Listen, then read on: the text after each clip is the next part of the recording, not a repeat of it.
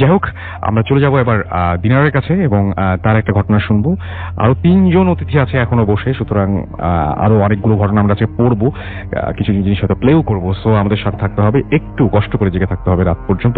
আমরা চলে যাচ্ছি দিনারের কাছে। দিনার, আপনার ঘটনাটা শুনি। কোথাকার ঘটনা এটা? জি রাসেল ভাই, এটা মাদারীপুর জেলার ঘটনা। জি। তো আমি সবসময় ঘটনায় চলে যাই। এই ঘটনাটি আমি শুনি রৌফ নামে একজন সিকিউরিটি গার্ডের মুখ থেকে। তো ঘটনাটি ওনার হোম ডিস্ট্রিক্ট মাদারীপুর জেলায় ঘটে। তো ঘটনাটি আজ থেকে 20 কি 22 বছর আগের একটি ঘটনা। তো তখন উনি গ্রামে মাছির পেশায় ছিলেন। তো একদিন উনি রাতে ঘুমের মধ্যে স্বপ্ন দেখছেন এরকম যে উনি একটা বাসার সামনে গিয়ে দাঁড়িয়ে আছেন, আর সেই বাসাটার সামনে অনেকগুলো মানুষ আপনার জড়ো হয়ে দাঁড়িয়ে আছে। তো উনি যখন সেই ভিড় ঠেলে সেই বাসাটার কাছে যায়, তখন উনি যেটা দেখতে পান সেটা হচ্ছে যে সে বাসার মধ্যে আপনার একটা ফাঁসি দেওয়া লাশ দড়িতে ঝুলছে। তো এটা যখন উনি দেখেন তখন উনি শুনতে পান যে স্বপ্নের মধ্যে যে আশেপাশে যে লোকগুলো ছিল সবাই বলা বলি করছে যে লাশটা নিয়ে চল, লাশটা নিয়ে চল। আচ্ছা। এরকম একটা কথা উনি শুনতে পান। তো উনি কারোর চেহারাই বুঝতে পারতেছিলেন না, চেহারার অবয়বটা উনি বুঝতে পারতেছিলেন না তখন। আচ্ছা। তো এই স্বপ্ন দেখার পর ওনার ঘুম ভেঙে যায়। তো উনি যথারীতি ওনার কাজ করেন। তো ঠিক তার 4-5 দিন পর উনি সেম একই স্বপ্নটা আবার দেখেন, যে উনি একটা বাসার সামনে গিয়ে দাঁড়িয়ে আছেন, সেখানে অনেকগুলো মানুষ, বেশ লম্বা আছে সবাই, তো কারোই ফেস বোঝা যাচ্ছে না। তো উনি যখনই সে ভিড় ঠেলে সামনে যান, তো সামনে গিয়ে দেখেন যে সে বাসার মধ্যে একটা ফাঁসি দেওয়া লাশ সেটা ঝুলছে, কিন্তু সবাই আগের মতো বলা বলি করছে যে লাশটা নিয়ে চল, লাশটা নিয়ে চল, এরকম। আচ্ছা। তো কেউ কিন্তু আর লাশটা নামাচ্ছে না সেখান থেকে। তো এই স্বপ্ন উনি 2বার দেখার পর উনি বেশ একটু ভয় পান। তখন উনি ওনার পরিবারের সাথে ব্যাপারটা শেয়ার করেন। তো তারা যেটা বলে যে হয়তো তার কোনো দুঃস্বপ্ন হবে। তো যাই হোক, তো তাদের গ্রামে একটা লোক ছিল, তিনি আপনাকে তান্ত্রিক বা ওঝা যেটাই হোক বলা চলে। তো উনি যে কাজগুলো করতেন সেটা আপনার উনি ব্যাড ইউজ করতেন সবসময়, খারাপ কাজগুলো একটু বেশি করতেন। সেটা হচ্ছে আপনার কাউকে বান দেওয়া বা আপনার কুফরি কালাম করা, এইটা ক্ষতি করতেন মানুষের বেশি। আচ্ছা। আর ওনার কাছে আপনার বিভিন্ন গ্রাম থেকে লোকজন আসতো। তো ওনাদের গ্রামের লোকজন যেটা করতো যে ওনাকে সবসময় এড়িয়ে চলতেন সবাই। আমি এর মধ্যে একটু ইন্টারাপ্ট করি আপনাকে, যে এই ঘটনাটার লাশ নিয়ে ঘটনা আমরা শুনেছি, কিন্তু এই ঘটনাটা অদ্ভুত, এই ঘটনাটার হঠাৎ করে একটা টুইস্ট আছে, সেই টুইস্টটা জন্য আপনাকে একটু অপেক্ষা করতে হবে। জি রাসেল ভাই, তো এলাকাবাসী যে ওনাদের গ্রামের যারা ছিল তারা যেটা করে যে রাতের বেলা তো দূরের কথা, দিনের বেলা তো তার বাসার সামনে দেখে চলাফেরা করতো না। তো একদিন উনি ঘুম থেকে উঠে সকালবেলা শুনতে পান যে সেই লোকটা মারা গেছে। তো উনি গ্রামের আরো 8-10 জন সবার সাথে সেই বাসাটা যায়। তো ওনার যে বাসাটা ছিল সেটা হচ্ছে ওনাদের বাসা থেকে প্রায় 4-5 মিনিট দূরত্বে একটা বট গাছের মতো একটা ছিল, তার পাশে উনি একটা রুম তৈরি করে থাকতেন। তো বলে রাখা ভালো যে ওনার কোনো ফ্যামিলি বা পরিবার বলতে কেউ ছিল না। আচ্ছা। তো উনি সেখানে যাওয়ার পর উনি যেটা দেখেন যে তার ফাঁসি দেওয়া একটা লাশ সেই রুমের মধ্যে ঝুলছে। আচ্ছা। যেরকম জিনিস উনি স্বপ্নে দেখেন 2বার, ঠিক ওই রকম একটা লাশ, ফাঁসি দেওয়া একটা লাশ রুমের মধ্যে ঝুলছে। তো গ্রামের কিছু লোকজন সেখানে জড়ো হয়। তো সবচেয়ে উইয়ার্ড ব্যাপার ছিল যে লোকটা লাশ তারা ঝুলতে দেখতেছেন, তার চেহারার মধ্যে আপনার ওই সূচ জাতীয় কিছু জিনিস তার চেহারার মধ্যে বিধানো ছিল। তো এটা খুবই উইয়ার্ড একটা ব্যাপার ছিল, যেহেতু যদি উনি সুসাইড কমিট করে থাকে তাহলে কিন্তু ওনার চেহারার মধ্যে এরকম সূচ ঢুকানোর কথা না। তো এলাকাবাসী যেটা করে, গ্রামের যে লোকজন ছিল তারা যেটা বলে যে বলা বলি করে যে ওনাকে হয়তো বা জিন বা ভূত কেউ একজন মেরে থাকতে পারে। তো তারা সেখান থেকে সেই লাশকে যথারীতি নামায়, যেহেতু তার কোনো রিলেটিভ ছিল না, তো লাশটা দেখতে খুব বিবস্ত্র ছিল। তো তারা নামিয়ে তারা গোসল টোসল করে সেটাকে জানাজা পরে সেই বাসার পাশেই জঙ্গলার মতো একটা জায়গা, সেখানে তাকে দাফন করে দেয়। তো মোটামুটি এই ঘটনাটা সবার মুখে চলতে থাকে যে এই লোকটা এইভাবে মারা গেছে। তো তার আপনার 4-5 দিন পরের ঘটনা। তো ওই মারা যাওয়ার ঘটনাটা কোনো একভাবে সামহাও আপনার থানা পর্যন্ত যায়। আচ্ছা। তো সেখান থেকে পুলিশ আসে সেখানে। তো তারা যেটা ডিসাইড করে যে এই লাশকে কবর থেকে তুলে তার পোস্টমর্টম করবে। তো এটা শোনার পর কিন্তু গ্রামের আরো যারা কৌতূহল মানুষজন ছিল তারা সবাই সেখানে জড়ো হয় এটা দেখার জন্য। তো যথারীতি লাশ সেই কবর খোঁড়া শুরু করা হয় দুপুরের দিকে। তো তখন বর্ষাকাল ছিল। তো যখন কবর খোঁড়া শুরু করে তখন রীতিমতো সেখানে গন্ধ বেরোয়া শুরু হয়, যেহেতু 4-5 দিন অলরেডি হয়ে গেছে, লাশটা কিছুটা পচে গেছে ভিতরে। তো যখন লাশ তোলা হয়, তো লাশ তোলার পর যেটা করা হয় যে আপনার তখন পারফিউম বা সেন্ট এই জাতীয় কোনো কিছু অ্যাভেলেবল ছিল না বলে তারা যেটা করে যে লাশের গায়ে আপনার গোলাপ জল আর আতর সেগুলো সাধারণত দেয়, সেগুলো দিয়ে যাতে গন্ধটা না আসে। তো যেহেতু সেটাকে হাসপাতালে নিতে হবে, তো ওইখান থেকে বর্ষাকাল থাকার কারণে নদী পথটা খুব ইজি ছিল সেখান থেকে। তো তারা চিন্তা করে যে তাকে নদী পথেই হাসপাতাল পর্যন্ত নেওয়া হবে। তো আমাকে যে ঘটনা শেয়ার করে রূপ, উনি যেটা বলেন যে উনি অনিচ্ছাকৃত কারণে খুব চাপাচাপি করার কারণে উনি সে লাশটা নিয়ে যেতে রাজি হন। উনি চাচ্ছিলেন না এটাকে নিয়ে যাওয়ার জন্য। আচ্ছা। একই তো উনি জীবিত অবস্থায় তাকে সবাই খুব ভয় পেত, আর এখন তার লাশ, স্বাভাবিক ভয় পাওয়ারই কথা। তো যথারীতি সেই লাশকে কবর থেকে তুলে সেই নৌকায় রাখা হয়। তো যেহেতু উনি একা যেতে ভয় পাবেন, তাই সেই তাদের গ্রামেরই আরেকজন মাঝিকে তার সাথে দেওয়া হয়। আচ্ছা। নৌকায় করে, আর সেই লাশটাকে একটা চাদর দিয়ে ঢেকে দেওয়া হয়। আর আপনার নৌকার মধ্যে যেটা করে তারা মুখ ঢেকে বসে সবাই, মুখের মধ্যে কাপড় বেঁধে বসে যাতে গন্ধটা তাদের নাকে না আসে। আর আপনার ওই নৌকার মধ্যে আগরবাতি জ্বালিয়ে দেয় তারা। তো যথারীতি তারা সেখান থেকে যাত্রা শুরু করে। তো যাত্রা শুরু করার সময় রাসেল ভাই তার নৌকাতে সবসময় একটা হারিকেন থাকতো, প্রতিটা নৌকাতে একটা করে হারিকেন থাকতো। তো তার যে হারিকেনটা ছিল এটা তার পায়ের কাছে ছিল এবং এটাতে কেরোসিন ছিল এবং এটা চলতেছিল। তো আরেকজন মাঝি যিনি আসেন সে তার নৌকা থেকে একটা হারিকেন নিয়ে আসেন। তো তার হারিকেনটার মধ্যে তেল ছিল না, তো তারা দুইজনই ওই হারিকেনটার সামনের দিকে ছিল। তো তারা সেখান থেকে যাত্রা শুরু করার কিছুক্ষণ পর ঠিক সেই নদীটার পাশে আপনার একটা চরের মতো একটা জায়গা থাকে, অনেক গ্রামে থাকে এরকম, যে আপনার সেখানে নদী পথে যারা যেসব লঞ্চ ট্রলার চলাচল করে তেল নেওয়ার জন্য একটা জায়গার মতো থাকে। তো সেখানে তার নৌকাটা গিয়ে থামায়। তখন প্রায় মাগরিবের ওয়াক্ত শেষ বললেই চলে, খুব অন্ধকার হয়ে গেছে চারপাশ। তো সেখানটা নৌকা থামানোর পর রৌফ যিনি তার সাথে যে মাঝিটা ছিল সে সেখানে তার হারিকেনটা নিয়ে নামে তেল কেনার জন্য। তো রৌফ যিনি উনি আমাকে বলেন যে সেখান থেকে সেই দোকানে গিয়ে তেল কিনে আনতে সর্বোচ্চ 5 কি 7 মিনিট লাগার কথা। আচ্ছা। তো উনি বেশ অনেকক্ষণ সময় সেখানে ওয়েট করতেছিলেন তার জন্য, আর উনি বেশ একটু ভয় পাচ্ছিলেন যে এরকম একটা কবর থেকে তোলা লাশ, তারপর আবার এরকম একজন মানুষের। তো উনি প্রায় যেটা বলেন যে প্রায় ঘন্টাখানেক সময় রাসেল ভাই তখন হয়ে যায়, তখন সে আসতেছিল না। আচ্ছা। তো ঠিক 1 ঘন্টা বা তারও কিছু বেশি সময় পর সেই লোকটা আসে। তো উনি যেটা দেখে যে তার হাতের হারিকেনটা চলতেছে না, মানে সে যেভাবে নিয়ে গেছিল ঠিক সেভাবেই। আচ্ছা। তখন উনি যেটা বলে যে ওনাকে জিজ্ঞেস করে ওই মাঝিকে যে কি দোকান কি বন্ধ বা মানে কেরোসিন নাও নাই, তখন সে কোনো কিছু রিপ্লে করে না। তখন উনি যেটা বুঝতে পারে হয়তো বা যে দোকান বন্ধ ছিল বা তেল ছিল না, সামহাও হতে পারে। তখন আচ্ছা। উনি নৌকায় ওঠা বসার পর উনি আবার নৌকা চালানো শুরু করেন।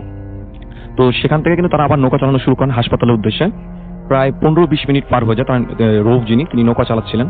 তো উনি হঠাৎ লক্ষ্য করলেন যে উনি পিছন থেকে একাই কথা বলে যাচ্ছেন।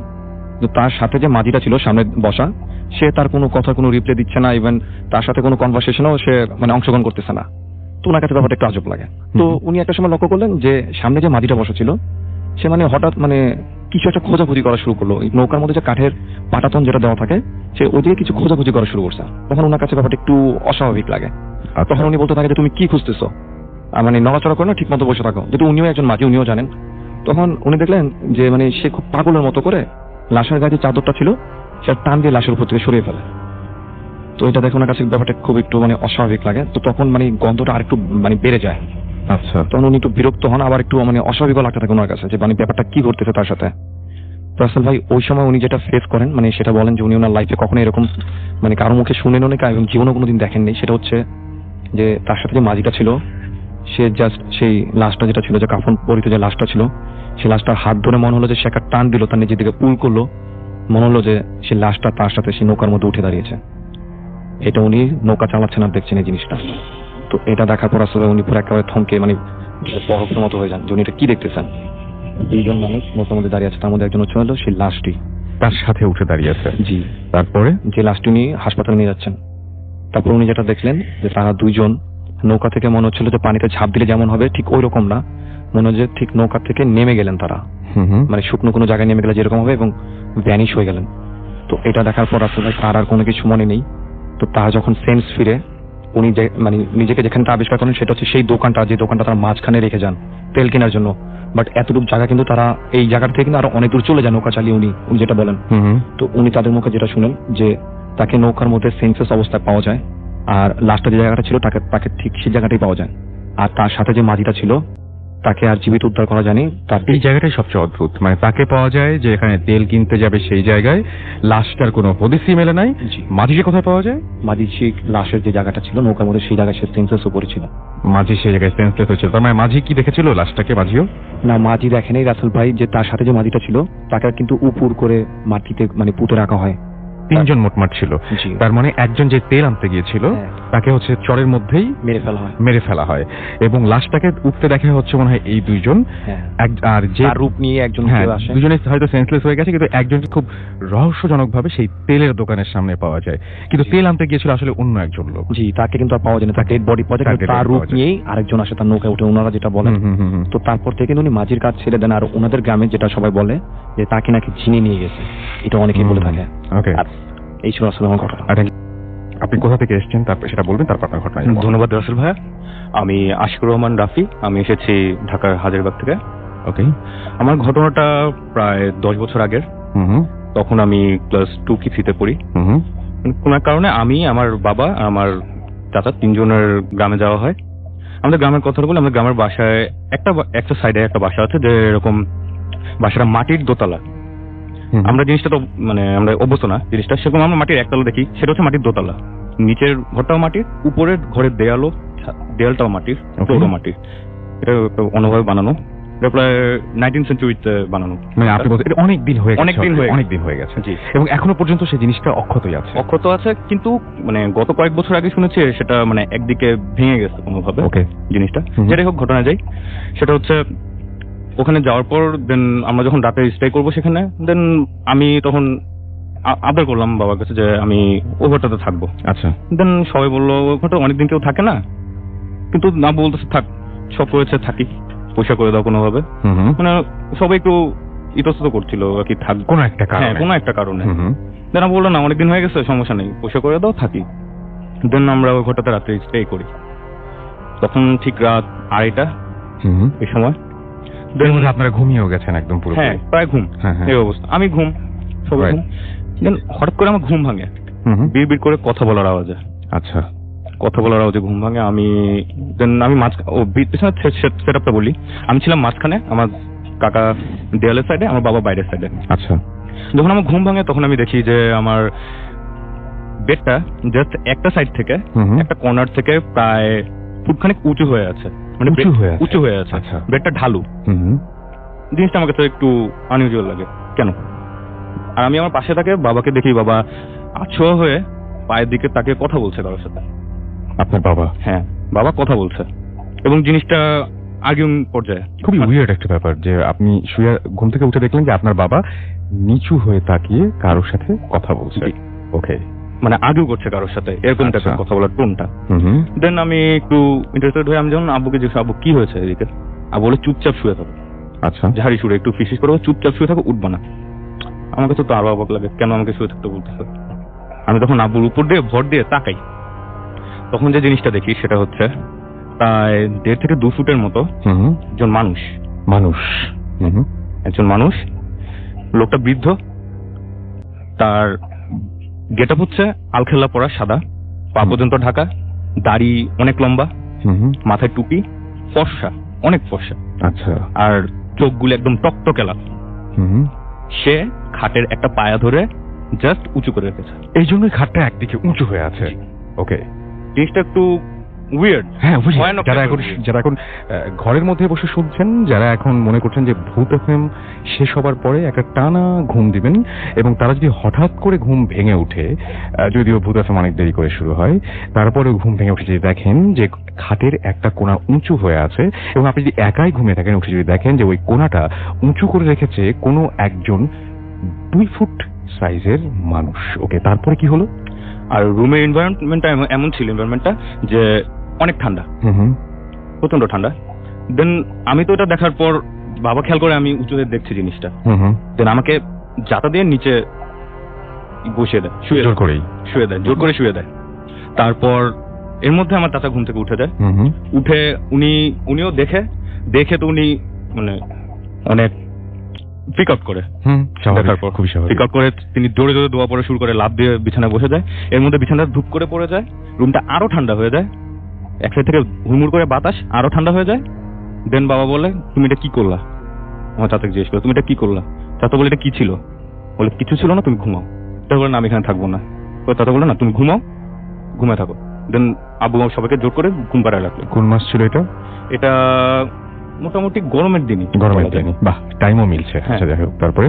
দেন ওদিন রাত কোনো প্রবলেম হয় নাই। সকালবেলা আমরা যখন উঠি তখন আব্বুর চাচা উনি বাসায় ছিলেন না, আমরা যেদিন যাই তিনি ওদিন বাসায় ছিলেন না। উনি এসে যেটা বলেন, এই কাহিনী শোনার পর তিনি অনেক রাগারাগি করেন। আচ্ছা। আব্বুর সাথে অনেক রাগারাগি করেন, বলেন যে তোমরা কেন এখানে থাকলা ওই রুমটাতে? আচ্ছা। আব্বু বলেন না অনেকদিন হয়ে গেছে, সমস্যা কি? বলে না প্রবলেম কি, তুমি তো জানো জিনিসটা। ঘটনাটা হচ্ছে এরকম, এটা এরকম প্রায় 18th সেঞ্চুরির কাহিনী, 19th সেঞ্চুরি সরি। আমার দাদার দাদা উনি জিন পালতেন। আচ্ছা। উনি জিন পালতেন। ওই জিন আমার দাদার দাদা যখন উনি মারা যান তার কিছুদিন আগে উনি জিনগুলোকে বলে গিয়েছিলেন যে আমার যারা এনসেস্টর যারা আসবে, আমার বংশধর, তাদেরকে তোমরা তোমরা ওদেরকে প্রোটেক্ট করবা। দেন ওই জিনরা ওনার কাছে কমিটেড যে হ্যাঁ ওনারা প্রোটেক্ট, মানে উনি ওনার যারা বংশধর আসবে ওনাদের আমার প্রোটেক্ট করবো। রাইট। আর ওই জিনগুলা ওই বাসাটাতে থাকবে। আচ্ছা। আর আব্বুর সাথে যে জিনের কনভারসেশনটা হয়েছিল সেটা এরকম যে জিনটা আব্বুকে বলতেছিল যে তুমি কেন এসেছো এদিকে, তুমি জানো এখানে থাকার নিষেধ, এদিকে আমাদের এটা এলাকা, তুমি এখানে কেন থাকলা? যারা বলতেছে প্রবলেম কি, আমরা তো তোমাদের কোনো প্রবলেম করছি না। আমার বাবা এদিক দিয়ে অনেক মানে বলা যায় সাহসী, অনেক বেশি সাহসী। মানে উনি একটা এরকম পরিবেশের মধ্যে দিয়েই বড় হয়েছেন, সেটাই ওরা সাহসী। তো উনি আগে করতেছিলেন, এক পর্যায়ে জিনটা অনেক রেগে যায়, দেন এই খাটটা উঁচু করে ধরে। আচ্ছা, এই হচ্ছে আমার ঘটনা ভাই। তুমি যে পরবর্তী ঘটনায়। জি রাসেল ভাই, ধন্যবাদ আপনাকে। রাসেল ভাই, আমি এখন যে ঘটনাটি শেয়ার করছি এটা পুরনো ঢাকার বংশালের একটি স্কুলকে নিয়ে। ওকে। তো ঘটনাটি শুনি আমি আমার ফ্রেন্ড রবিনের মুখ থেকে। তো তার এক ফ্রেন্ড ইমু, যার নাম, তার সাথে ঘটনাটি ঘটে। ওকে।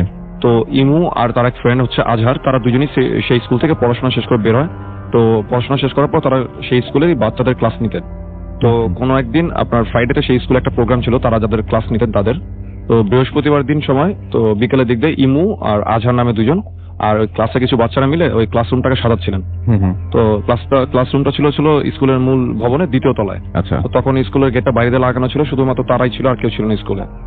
তো যখন তারা রুমে সাজাচ্ছিলেন তখন প্রায় মানে সন্ধ্যা হবে এরকম একটা সময়, মানে শেষ হয়ে আসছে প্রায়। তখন তারা যেটা শুনতে পান যে উপরের ফ্লোরে, 3 তলার ফ্লোরে যদি বাচ্চারা যদি একসাথে লাফালাফি করে বা খেলাধুলা করে যেরকম শব্দ হবে নিচের থেকে, ঠিক তারা ওইরকম শব্দ শুনতে পাচ্ছিলেন। তো তারা যেটা চিন্তা করলেন যে তাদের ক্লাসেরই কোনো বাচ্চা হবে যে মানে উপরে গিয়ে দুষ্টমি করতেছে, যেহেতু বাচ্চাদের রেসপন্সিবিলিটি তাদের উপর ছিল।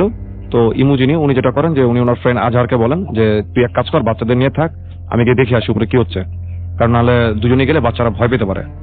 তো ইমু যেটা করেন যে উনি রুম থেকে বেরোন। তো রুম থেকে বেরোয় মানে ওই করিডোর দিয়ে উনি হাঁটতে হাঁটতে সিঁড়িটার কাছাকাছি যান। তো অন্যান্য রুমে যেহেতু কেউ ছিল না বলে অন্যান্য রুমগুলো অন্ধকারই ছিল। তো উনি সিঁড়িটার কাছাকাছি আসার পর যেটা দেখেন যে সিঁড়ি এখানে কোনো লাইট টাইট ছিল না। তো যেই উনি 3য় তলা থেকে 3য় তলার সিঁড়িতে উঠবেন তখন উনি দেখলেন যে পিছন দিক থেকে আজহার যে তার ফ্রেন্ডটা ছিল সে এসে তার হাতটা চেপে ধরে। আচ্ছা। তো চেপে ধরে বলতেছে যে কই যাস? তখন সে বলতেছে যে এরকম উপরে থেকে শব্দ পাইলাম, এই জন্য উপরে যেতেছি। পরে বলে যে ঠিক আছে। আজহার বলতেছে যে চল আমিও যাবো তোর সাথে। তখন ইমু বলে যে না, তুই এক কাজ কর, তুই রুমে থাক বাচ্চাদের সাথে, নাহলে বাচ্চারা ভয় পেতে পারে। তখন আজহার যেটা বলে যে না ঠিক আছে আমিও যাবো তোর সাথে, এটা বলে আজহার নিজে আগে উঠে যায় উপরে। তো ইমু যিনি ছিলেন তো উনিও তার পিছে পিছে ওই 3rd ফ্লোরে যান। তো 3rd ফ্লোরে গিয়ে ওনারা হাঁটতে থাকেন। তো কোনো বাচ্চা টাচ্চা কিছুই দেখতেছেন না তারা, তারা কিন্তু নিচে থেকে শব্দ পাচ্ছিলেন। তো হাঁটতে হাঁটতে একেবারে বিল্ডিং এর শেষ অংশের কাছাকাছি তারা চলে যান। সেখানে টয়লেট ছিল 3rd ফ্লোরের। তো ওই টয়লেটের পাশে যে ক্লাসরুমটা ছিল, তো ওই ক্লাসরুমের শেষের জানলাটা, যেটা থাই ক্লাসের জানলা দেওয়া ছিল, তো ওনারা দুজন যেটা দেখেন যে একটা বাচ্চার মতো হাত, কারোর হাত ঠিক জানলা দিয়ে বাইরে থেকে বের করা। আচ্ছা। তো এটা দেখে ইমু যে ছিল সে একটু মানে সে বুঝতে পারে যে কোনো বাচ্চা এখানে ঢুকে দুষ্টমি করতেছে ক্লাসরুমের ভিতরে। ওকে। তো এটা দেখার পর ওনার সাথে তখন আজহার যে তার ফ্রেন্ডটা সেও কিন্তু ছিল। তো ইমু যেটা করে যে উনি রুমের দরজাটা ধাক্কা দিয়ে ভিতরে ঢুকে, তো উনি যেহেতু ক্লাস নিতেন উনি জানতেন যে লাইটের সুইচ গুলো কোথায় আছে। তো উনি ঢুকেই লাইটটা অন করেন রুমের। তো লাইট অন করার পর উনি যেটা দেখেন উনি খুব অবাক হয়ে যান যে রুমের মধ্যে উনি ছাড়া আর কেউ নেই। তো উনি কিন্তু স্পষ্ট রুমে ঢোকার আগে একটা বাচ্চার হাত দেখছেন উনি বাইরে থেকে, যে জানলা দিয়ে হাতটা বের করে রাখছে। হ্যাঁ। তো যদি কোনো বাচ্চা বের হয়ে যায় তাকে ক্রস করে বের হওয়ার কথা। তো এটা দেখে রাসেল ভাই উনি যতটুকু ভয় না পায় তার চেয়ে বেশি ভয় পায় উনি পিছে ঘুরে তাকে যেটা দেখে, উনি দেখে যে ওনার যে ফুরে আসে আজহার, সে কিন্তু সেখানে নেই। আচ্ছা। তো সে বেশ ভয় পেয়ে যায়। সে মানে কিছু বুঝে ওঠার আগেই উনি যেটা করে যে দৌড় দিয়ে উনি 2nd ফ্লোরে চলে আসে আবার। তো সেই জায়গাটা কিন্তু খুবই অন্ধকার ছিল। তো উনি 2nd ফ্লোরে এসে দেখে যেটা যে তার ফ্রেন্ড আজহার উনি বাচ্চাদের সাথে রুমে কাজ করতেছিলেন। তখন উনি আজহারকে বলেন যে কি হলো, তুই মানে না বলে চলে আসলি কেন ভাবে? তখন তার ফ্রেন্ড যে আজহার সে যেটা রিপ্লাই দেয় যে আমি চলে আসলাম মানে আমি তো রুমেই ছিলাম, আমি তো রুমে বাচ্চাদের সাথে রুম গোছাচ্ছিলাম। তখন ইমু যে সে একটু বেশ ভয় পেয়ে যায়। তো সে আর ব্যাপারটা কারোর কাছে শেয়ার করে নাই। তো পরবর্তীতে ওনারা যেটা জানতে পারে যে তাদের হেডমাস্টারের মুখে যেটা শুনে যে তাদের হেডমাস্টার যিনি ছিলেন উনি রাসেল ভাই সেই স্কুলের মধ্যে কিছু জিন পড়াতেন। আচ্ছা। এবং এই জিনিসগুলো কিন্তু সেই স্কুলে এখনো অনেকে ফেস করে। আমি মানে কারণবশত স্কুলটার নাম বলছি না। তো বংশালের দিকে যারা শুনতেছেন তারা সবাই হয়তো গেস করে ফেলার কথা এটা কোন স্কুলকে আমি মিন করছি। এই ছিল রাসেল আমার ঘটনা। এবং সেখানে অদ্ভুত একটা ঘটনা কিছুদিন আগে আপনার সাথে ঘটেছে, আমরা সেই ঘটনাটা একটু শুনি। জি ধন্যবাদ রাসেল ভাই আপনাকে আবারও। সেটা হচ্ছে যে আমার এই ঘটনাটা ঘটে সেটা হচ্ছে আজ থেকে 2 বছর আগে, দ্যাট মিনস রোজার সময়। ওকে। তো রোজার সময় যে মানে আমার সাথে যে ঘটনাটি ঘটে সেটা হচ্ছে আমি তখন রাত্রে 2টা বা 2:30 হবে, হ্যাঁ সঠিক 2:30টার দিকে আমি মানে ওয়াশরুমে যাওয়ার জন্য আমি আমার রুম থেকে বের হই।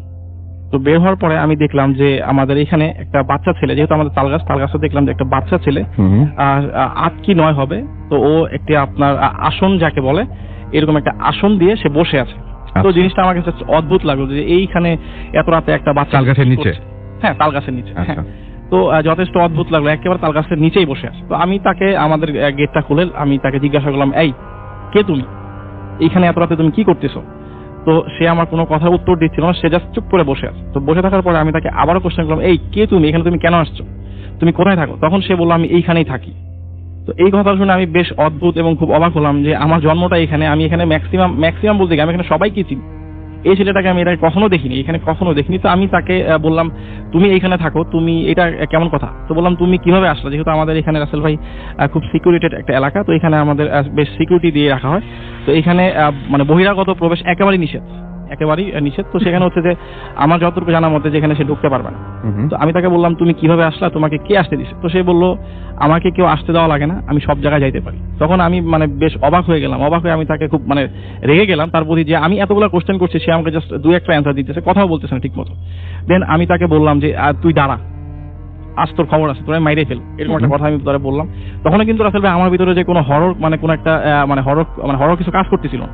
আমি জাস্ট নর্মালি আমি জাস্ট চিন্তা করলাম, চিন্তা করার পর সেই ছেলেটা আমি যখন খুব মানে অ্যাংরি ফেস নিয়ে আমি যখন আগালাম, যে আমি যখন তাকে মানে অ্যাটাকিং একটা যে মানে আপনার যেটা বলে সেটা আমি করতে গেলাম, তখন সে জাস্ট আমাদের তালগাছটা থেকে উঠে জাস্ট আপনার 5 কি 6 হাত হবে দূরে আপনার একটা বিল্ডিং এর সাইডে গেল। সাইডে যাওয়ার পর সে তার সমস্ত বডিটা বিল্ডিং এর সাইডে নিয়ে গেল, নিয়ে জাস্ট তার মাথাটা বের করে সে আমাকে বলতেছে যে যতটুক আগাইছিস আর সামনে আগাইস না।